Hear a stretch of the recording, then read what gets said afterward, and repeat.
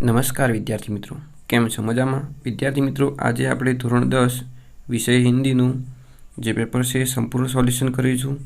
તો વિદ્યાર્થી મિત્રો જોઈએ વિભાગ એ ગદ્ય વિભાગ, જેમાં પ્રશ્ન આપેલો છે કે એક बूढ़ी काकी को पत्तलों पर से झूठी पड़ी के टुकड़े खाता देखकर कौन सन्न रह गया? तो जवाब आवशे रूपा। बी, मेरी वेशभूषा ही इस बात का परिचय देती है कि मैं यहाँ का निवासी नहीं हूँ। यह वाक्य कौन किससे कहता है? तो जवाब आवशे दंतुल कालिदास से। एना पछीनो प्रश्न जोईए आपणे 3। लाला सदानंद के कहने पर सादीराम ने पत्रिकाओं के चित्रों का क्या किया? तो जवाब आवशे एमां एल्बम बनाया। एना पछी सही विकल्प चुनकर रिक्त स्थानों की पूर्ति कीजिए। जेमां 4 खाली जग्या कंपनी के विज्ञापन में लिखा था कि महिला उम्मीदवार आवेदन न करें। तो जवाब आवशे टेल्को कंपनी। 5 प्रोफेसर रामिस का ड्रीम प्रोजेक्ट क्या खाली जग्या था? तो जवाब आवशे मानव प्रक्षेपण यंत्र बनाना। एना पछीनो प्रश्न जोईए। तो राम प्रसाद बिस्मिल के गुरु का नाम खाली जग्या था? तो जवाब आवशे श्री सोमदेव। एना पछी 7 ईसाई पादरी के अनुसार? तो जवाब आवशे सी, हम लोग अपने काम में गर्व नहीं लेते। 8 लेखक सबसे बड़ा काम? तो जवाब आवशे ए, जीवन जीने को मानते हैं। एना पछी 9 जॉन डंकन स्कॉटलैंड में रहने वाले एक गरीब बुनकर का पुत्र था। एना पछीनो प्रश्न जो निम्नलिखित प्रश्न को उत्तर एक एक वाक्य में लिखिए, जे 2 मार्क्सनी अंदर है। 10 लेखक श्री प्रकाश के अनुसार सच्चा देशभक्त कौन है? तो लेखक श्री प्रकाश के अनुसार सच्चा देशभक्त कर्तव्य पालन करता है, वही सच्चा देशभक्त है।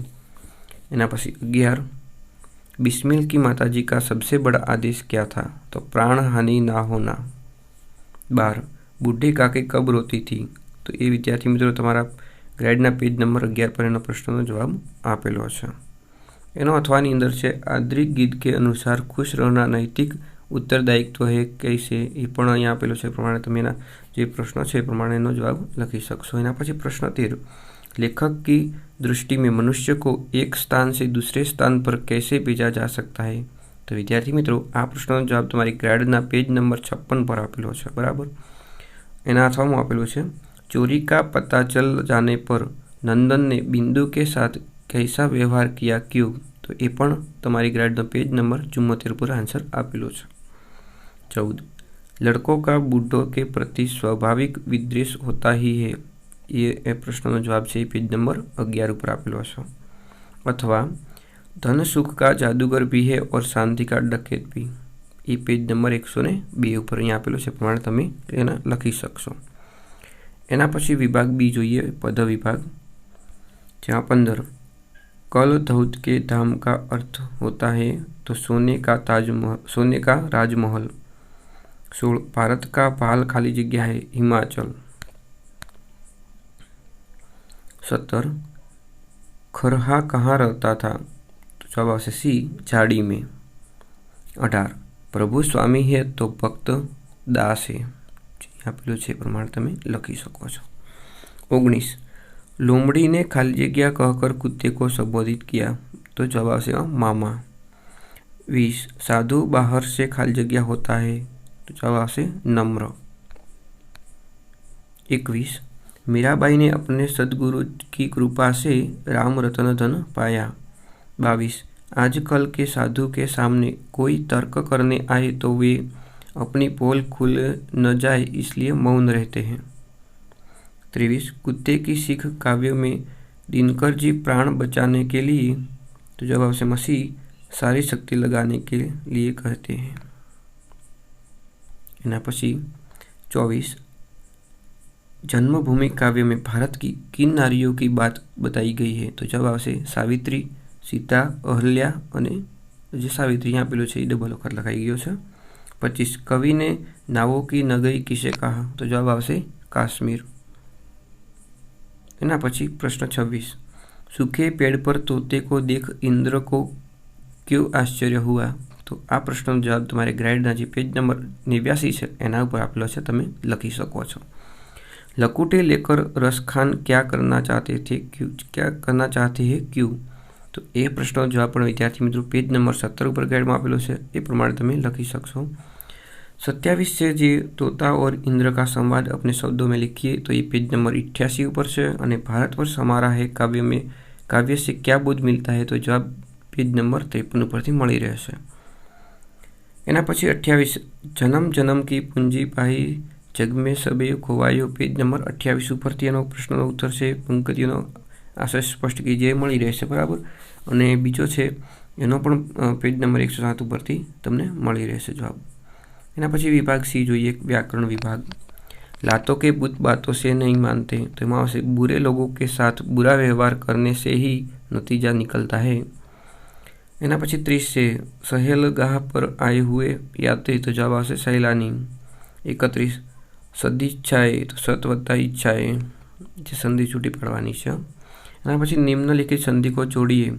32, सदा वत्ता एव, तो सदैव। एना पछी निम्नलिखित मुहावरे का अर्थ देकर वाक्य में प्रयोग कीजिए, तो जवाब आवशे ठंडी आह भरना, तो निश्चय हो जाना। एना पछी से निम्नलिखित शब्दों का विरोधी शब्द लिखिए। कोमल, तो जवाब आवशे कठोर। खर्च, तो जवाब आवशे बचत। 36, मेघा, तो जवाब आवशे बुद्धि, जे पर्यायवाची शब्द लखवानो छे एनो। अने मल्लाह, तो जवाब आवशे माजी। एना पछीनो प्रश्न है जे भाववाचक संज्ञा लखवानी छे। डाकू, तो डाकूपन। कांपना, तो कंपन। और एना पछीनो प्रश्न है निम्नलिखित शब्दों का विशेषण संज्ञा लिखिए। बर्फ, तो बर्फीला। शरीर, तो शारीरिक। और एना पछीनो प्रश्न है निम्नलिखित शब्दों की कर्तृवाचक संज्ञा लिखिए। धर्म, तो धार्मिक। विश्लेषण, तो विश्लेषक। और एना पछीनो प्रश्न है निम्नलिखित समास को पहचानिए। नवग्रह, હવે અહીંયા વિદ્યાર્થી મિત્રો આગળ સંખ્યા દર્શાવે છે 9 એટલે આવશે દ્વિગુ સમાસ। રામરતન, તો રામરતન કર્મધારય છે। એના પછી વિભાગ ડી જોઈએ।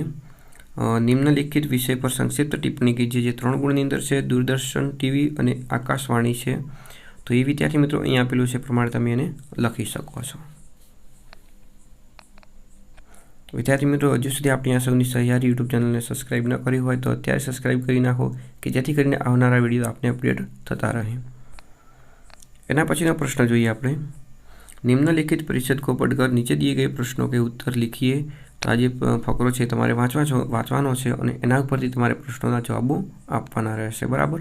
अहींया जे प्रश्नो आपेला छे एना जवाबो पण अहीं आपेला छे, प्रमाणे तमे विद्यार्थी मित्रों लखी शको छो, बराबर छे।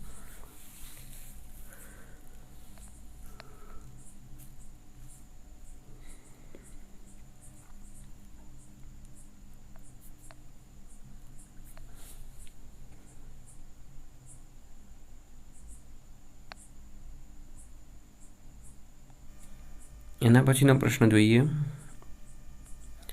निम्नानुसार पत्र लिखिए, जे 53 है अने 54 रूपरेखा के आधार पर कहानी लिखकर शीर्षक एवं बोध लिखिए। जे पत्र है ये विद्यार्थी मित्र तमारे जीवन में अनुशासन के बारे में लखवानुं छे अने वार्ता है एक राजा है एना विषे तमारे लखवानी रहेशे, बराबर है। अने एना पछी प्रश्न 55 जोईए। तो ये निबंध है जे 150 शब्दों अंदर लखवानो छे। मेरी माँ, और बीजो है कोरोना एक महामारी और एना सिवाय आपेलुं छे स्वच्छ भारत। तो विद्यार्थी मित्रों में तमे कोईपण एक है ये निबंध लखी सको छो, बराबर है। और कुल 7 मार्क्सनी अंदर है जे अहीं आपेलुं छे प्रमाणे तमे एने लखी सको छो, बराबर।